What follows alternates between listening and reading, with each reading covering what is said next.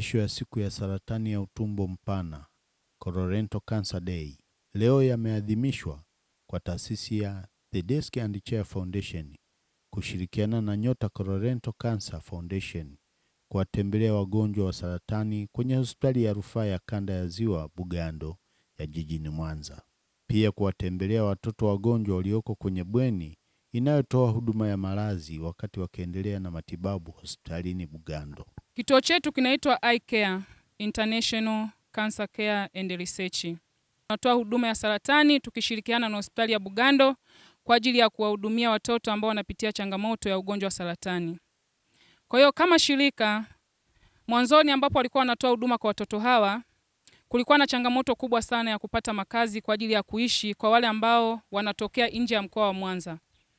Mtoto alikuwa akitoka, labda tuseme ametokea Kigoma, wametokea Bukoba, Msoma, akifika mahali hapa, akishapima, lazima itatakiwa akae hata ndani ya wiki au siku kadhaa ili kusubiria majibu. Lakini pia majibu yakitoka, bado kama ikigundulika ni saratani, matibabu yake yanaenda kila wiki kwa awamu ya kwanza. Unakuta kila wiki mtoto anatakiwa ahudhurie kliniki pale Bugando. Kwa hiyo ikawa ni changamoto sana kwa wale ambao wanatoka nje ya mkoa wa Mwanza.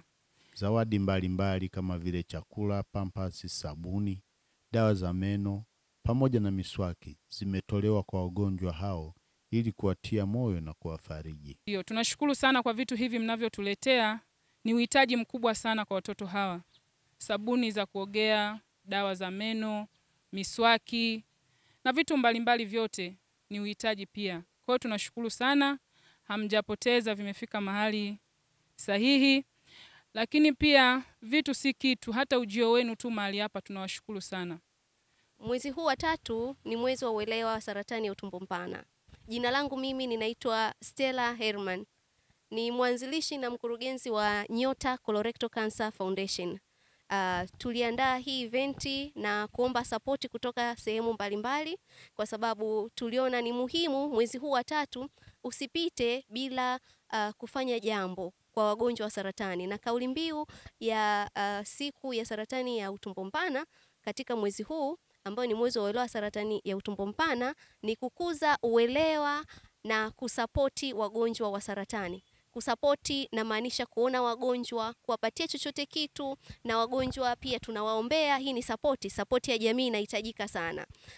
Tukaweza kuomba msaada sehemu tofauti tofauti. Tulishikwa mkono zaidi na The Desk and Chair Foundation.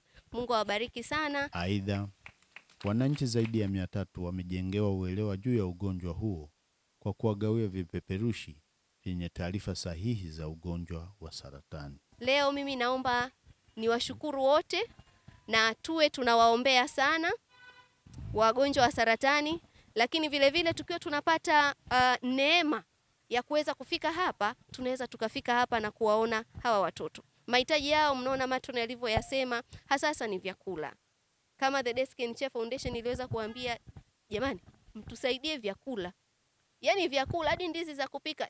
Yaani naombeni mtusaidie hiki. Na tunamshukuru Mungu wamefanya hivyo. Asanteni wote mliokuja leo na Mwenyezi Mungu awabariki. Tunawashukuru sana wafadhili wetu waliojitolea michango ya vitu mbalimbali na kuleta furaha kwa wagonjwa na wale wanaowauguza. Mwenyezi Mungu awabariki sana.